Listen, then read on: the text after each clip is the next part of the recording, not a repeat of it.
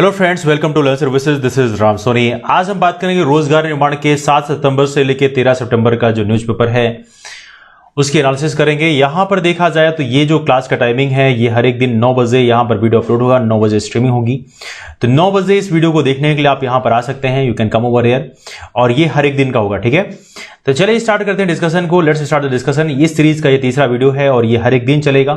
तो रोजगार निर्माण की जितनी भी इंफॉर्मेशन है वो आपको यहां पर दी जाएगी। ऑलराइट, तो यदि आप ऐसे वीडियोस को देखना चाहते हैं तो चैनल को सब्सक्राइब जरूर कर लें और यदि आपने वीडियो को अब तक लाइक नहीं किया है तो वीडियो को लाइक जरूर कर दें। चलिए स्टार्ट करते हैं। 5 अत्याधुनिक क्लस्टर, ये कल हम डिस्कस कर चुके हैं और इसको दोबारा डिस्कस नहीं करेंगे, लेकिन जानकारी के बता दें कि अगले 3 वर्ष में 5 अत्याधुनिक क्लस्टर मध्य देश में स्थापित किए जाएंगे। और ये चीज कही गई उद्यानिकी और खाद्य प्रसंस्करण भविष्य की रणनीति, ये एक विषय पर जो चर्चा हो रही थी, डिस्कशन हो रहा था जो मंत्री हमारे सीएम हैं और बाकी जो सेंटर के मिनिस्टर्स हैं उनके बीच में। तो वहां पर अनाउंसमेंट किया गया कि 3 वर्ष में, अगले 3 साल में 5 अत्याधुनिक मॉडर्न जो है क्लस्टर बनाए जाएंगे। दूसरा पॉइंट यहाँ पे और चीजें कही गई जो हमारे केंद्रीय कृषि और किसान कल्याण मंत्री हैं मिस्टर नरेंद्र सिंह तोमर, उन्होंने कहा कि इसको और भी डेवलप किया जाएगा। जो उद्यानिकी मिशन है उसे केंद्रीय कार्यालय यहाँ स्थापित किया जाएगा। उद्यानिकी मिशन मतलब हॉर्टिकल्चर। आपकी जानकारी के लिए मैं बता दूं, यदि विजुअल्स आपको प्रॉपर्ली नहीं आ रहे हो तो आप 720p मतलब वीडियो क्वालिटी को बढ़ाएं तो आपको विजुअल्स प्रॉपर्ली आएंगे। ऑलराइट, इसमें एक सबसे अच्छी बात यह है कि जो हमारे केंद्रीय खाद्य प्रसंस्करण उद्योग मंत्री हैं जिनको बोलते हैं food processing industry minister Shrimati Harsimrat Kaur Badal, उन्होंने कई सारी इंफॉर्मेशन दी कि बताई कि प्रदेश में 2 मेगा फूड पार्क जो कि खरगोन और देवास में ऑलरेडी बन रहे हैं और 8 कोल्ड चेन पे कार्य ऑलरेडी चल रहा है और खाद्य प्रसंस्करण के लिए क्षेत्र में 800 करोड़ रुपए के कुल 30 प्रोजेक्ट इस समय मध्य देश में चल रहे हैं, ठीक है। तो ये सारी चीजें मध्य देश को मिलेगी। 250 करोड़ रुपए का अनुदान, 24,000 लोगों को रोजगार मिलेगा और ढेरों सारी चीजें इसमें। तो ये सारे बेनिफिट्स हम पहले कर चुके हैं, लेकिन ऑपरेशन ग्रीन को जरूर याद देखिएगा। ऑपरेशन ग्रीन काफी इंपॉर्टेंट है। इसके अंतर्गत कम से कम 100 किलोमीटर की दूरी तक किसानों द्वारा फल एवं सब्जियों का परिवहन करने पर 50% का अनुदान दिया जाएगा ऑपरेशन ग्रीन के तहत। तो इसको भी आप याद रखेंगे, ये भी काफी महत्वपूर्ण स्कीम है। ऑलराइट, चलिए ये कुछ महत्वपूर्ण चीजें हैं जिनको आप याद रखें। ऑलराइट, इसके आगे चलते हैं। एक बड़ा ही इंपॉर्टेंट अनाउंसमेंट ये है कि जब हम बात करते हैं उद्यानिकी एवं खाद्य प्रसंस्करण के लिए तो यहां पे एक चीज भी याद रखें कि 21 लाख हेक्टेयर क्षेत्र में 308 लाख मीट्रिक टन से भी अधिक उद्यानिकी फसलें होती है। वर्तमान में मध्य प्रदेश में 21 लाख हेक्टेयर क्षेत्र में इसकी खेती होती है उद्यानिकी फसलों की। तो इसको आप याद रखें, 308 लाख मीट्रिक टन से भी ज्यादा उत्पादन होता है, ये भी आप याद रखें। वेल, सबसे इंपॉर्टेंट पॉइंट ये है कि ये चीजें तो बनेंगी, लेकिन जो सबसे इंपॉर्टेंट योजना है एक जिला एक उत्पाद योजना, ये काफी महत्वपूर्ण है। This is also very very important one, ठीक है।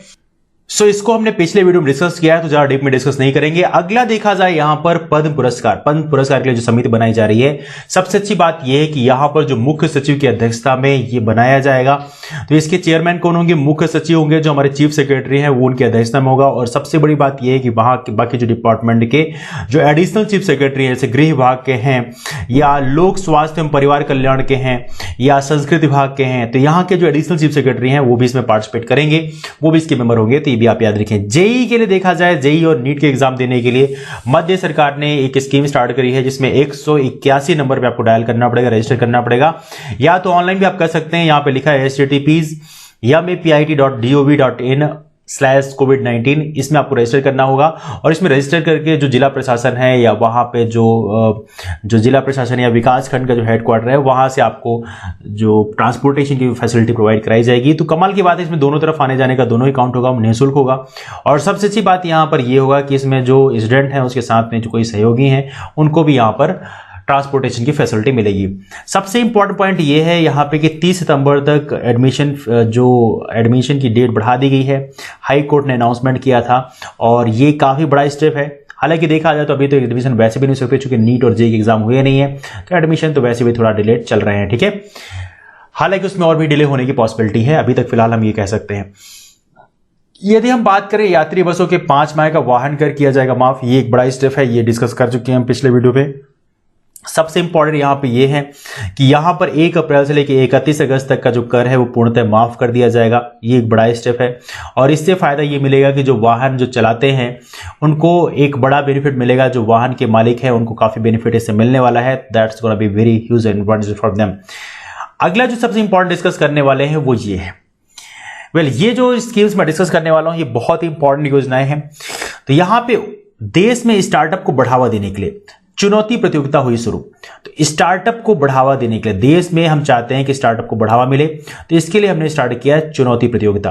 तो देश के टियर 2 शहरों में, जो टायर 2 शहर हैं, टायर 2 सिटीज हैं, यहाँ पे स्टार्टअप को बढ़ावा देने के लिए, स्टार्टअप और सॉफ्टवेयर उत्पादों को बढ़ावा देने के लिए, दोनों चीजों हैं, स्टार्टअप और सॉफ्टवेयर उत्पादों को बढ़ावा देने के लिए चुनौती नेक्स्ट जनरेशन स्टार्टअप चैलेंज प्रतियोगिता शुरू की गई है। चुनौती नाम का नेक्स्ट जनरेशन स्टार्टअप चैलेंज प्रतियोगिता शुरू करी गई है। केंद्रीय संचार एवं सूचना प्रौद्योगिकी मंत्री हैं श्री रविशंकर प्रसाद, इन्होंने इसका शुभारंभ किया है, इस प्रतियोगिता का। इसका नाम है चुनौती। ठीक है, प्रतियोगिता का नाम क्या है? चुनौती। अब देखिए इस कार्यक्रम में हुआ क्या है। इस कार्यक्रम का उद्देश्य है देश के चिन्हित क्षेत्रों में काम कर रहे स्टार्टअप की पहचान करना। तो स्टार्टअप की यहाँ पे पहचान करना इंपॉर्टेंट है, सबसे बड़ा मकसद है। ठीक है, उद्देश्य क्या है? और दूसरा, उन्हें 25 लाख रुपए तक की प्रारंभिक राशि और सुविधाएं उपलब्ध करवाना भी इसका उद्देश्य है। तो केंद्र सरकार ने इस कार्यक्रम के तहत 3 वर्षों की अवधि के लिए लगभग 95 करोड़ रुपए का प्रावधान बजट रखा है। 95 करोड़ रुपए का बजट रखा है 3 वर्षों की अवधि के लिए। हालांकि बजट काफी कम है, लेकिन फिर भी दैट्स बड़े इंपॉर्टेंट। इस कार्यक्रम के तहत चयनित स्टार्टअप को देश भर में फैले सॉफ्टवेयर टेक्नोलॉजी पार्कों के माध्यम से विभिन्न सुविधाएं उपलब्ध की जाएंगी। तो ये भी काफी इंपॉर्टेंट डेवलपमेंट है। तो ये है स्टार्टअप को बढ़ावा देने के लिए एक बहुत ही अच्छा इनिशिएटिव है। ये स्टार्ट किया, चुनौती प्रतियोगिता का नाम जरूर याद रखेंगे, और टायर 2 सिटीज में स्टार्ट किया गया है। और नेक्स्ट जनरेशन स्टार्टअप चैलेंज प्रतियोगिता स्टार्ट की गई है। इसके अंतर्गत 25 लाख रुपए तक की प्रारंभिक राशि उपलब्ध कराई जाएगी, और सेंट्रल गवर्नमेंट का जो बजट है अगले 3 साल के लिए 95 करोड़ रुपए का है। और सबसे बड़ी बात यह है कि जो स्टार्टअप्स हैं, जो चयनित स्टार्टअप्स हैं, उनको देश भर में जो फैले सॉफ्टवेयर टेक्नोलॉजी पार्कों के माध्यम से उनको विभिन्न सुविधाएं भी उपलब्ध कराई जाएंगी। तो ये भी काफी इंपॉर्टेंट इंफॉर्मेशन है। अगला है आयुष्मान भारत योजना। आयुष्मान भारत योजना की बात करें, इसके तहत होगी अस्पतालों की स्टार रेटिंग। तो आयुष्मान भारत योजना के तहत हम अब स्टार रेटिंग करेंगे किसकी? अस्पतालों की। देखिए ये स्कीम जो है काफी इंपॉर्टेंट है। आयुष्मान, आपको पता होना चाहिए, प्रधानमंत्री जन आरोग्य योजना है, इसका नाम है आयुष्मान भारत, PMJAY बोलते हैं। योजना संबंध अस्पतालों को स्टार रेटिंग मिलेगी। इसमें सरकारी और निजी अस्पताल दोनों शामिल है। तो याद रखिए आयुष्मान योजना जो है, इसमें सरकारी और निजी अस्पताल दोनों शामिल हैं। और यह रेटिंग अस्पतालों को उनके स्वास्थ्य सेवाओं की गुणवत्ता और सेवाओं के आधार पर दी जाएगी। राष्ट्रीय स्वास्थ्य प्राधिकरण NHA ने इस संबंध में दिशा निर्देश जारी किए। तो दिशा निर्देश कौन जारी करता है? दिशा निर्देश जारी करते हैं राष्ट्रीय स्वास्थ्य प्राधिकरण NHA। तो दिशा निर्देश जारी करेंगे। NHA ने कहा कि इस कदम को अस्पतालों में स्वास्थ्य सुविधाओं के स्तर को बेहतर करने के लिए उठाया गया है। इस व्यवस्था में मरीजों को भी सहूलियत होगी और अस्पतालों की स्थिति में सुधरेगी। इस आकलन में 90% ज्यादा स्कोर पाने वाले को अस्पताल को 5 स्टार दिया जाएगा। 75 से 90% स्कोर पाने वाले जो हॉस्पिटल्स हैं उनको मिलेगा 4 स्टार, और जिन हॉस्पिटल की रैंकिंग 50 से 75% स्कोर पाएंगे उनको मिलेगा 3 स्टार, और 25 से 50% स्कोर पाने वालों को मिलेगा 2 स्टार, और 25% से कम पाने वालों को मिलेगा सिंगल स्टार। तो ये आप याद रखेंगे। ये स्टार रेटिंग प्रक्रिया में शामिल किया जाएगा प्रधानमंत्री जन आरोग्य योजना के अंतर्गत। आपको पता होना चाहिए आयुष्मान भारत योजना के अंतर्गत 5 लाख रुपए तक की आपको ट्रीटमेंट फ्री किया जाता है, वो भी 1 साल के अंदर अंदर फैमिलीज को। तो ये भी आप याद रखिए, बहुत ही महत्वपूर्ण स्कीम है प्रधानमंत्री जन आरोग्य योजना। और सबसे इंपॉर्टेंट है स्टार्टअप को बढ़ावा देने के लिए जो 25 लाख रुपए हर एक स्टार्टअप को दिया जा सकता है, ये काफी अच्छा स्टेप है, और टायर 2 शहरों में दिया जाएगा। और सबसे अच्छी बात है गवर्नमेंट का जो यहाँ पे प्लान है 3 साल के, अगले 3 साल के बाद के लिए 95 करोड़ रुपए का बजट है। तो ये भी आप याद रखेंगे। यूपीआई से लेन देन पर अतिरिक्त शुल्क नहीं वसूल सकते बैंक, ये एक नया अनाउंसमेंट है। तो हमें ये भी याद रखना है कि यूपीआई से लेन देन होता है तो यहाँ पे अतिरिक्त शुल्क जो है यूपीआई से जो लेन देन होते हैं वहां पे नहीं वसूल सकते। और ये अनाउंसमेंट किया CBDT ने, central board of direct tax. और central board of direct tax का मतलब है केंद्रीय प्रत्यक्ष कर बोर्ड। तो इन्होंने एक सर्कुलर जारी किया जहां पे बोला कि 1 जनवरी 2020 या इसके बाद 1 जनवरी 2020 या इसके बाद इलेक्ट्रॉनिक मोड से किए गए लेन देन पर वसूले गए चार्ज जो हैं वापस किए जाएंगे। और सर्कुलर में यह भी कहा गया कि बैंक यूपीआई के माध्यम से किए गए लेन देन पर अतिरिक्त शुल्क नहीं वसूल सकते। और सर्कुलर के आधार पर देखा है तो आयकर कानून 1961 जो इनकम टैक्स एक्ट है 1961 की धारा 269 SU के तहत निर्धारित इलेक्ट्रॉनिक मोड का इस्तेमाल कर 1 जनवरी या उसके बाद।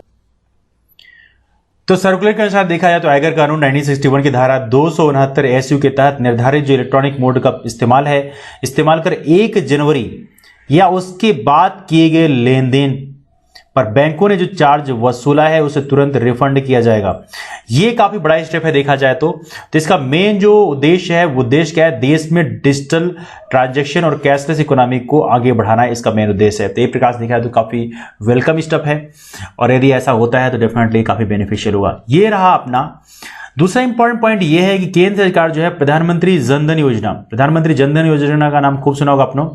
तो खाताधारकों की बीमा सुरक्षा देगी।